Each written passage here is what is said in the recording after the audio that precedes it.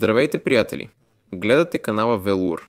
Днес ще ви покажа как да оправите грешката 0x7. Няма разлика за Windows 11, 10, 8, 7, XP или Vista. Накратко, отворете Run, пишете temp, натиснете OK и изтрийте всичко в папката. После пак Run.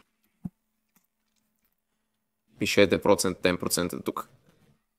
OK и изтрийте всичко в тази папка. Тук има много, затова натиснете Ctrl+A и изтрийте всичко. Пак в Run. Пишете Prefetch. Okay. Продължете. Изтрийте всичко от тук нататък.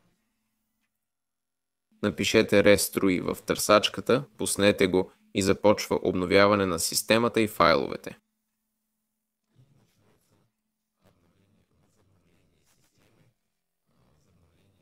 Натиснете Next, изберете пак Next и компютърът ще се рестартира с обновени файлове.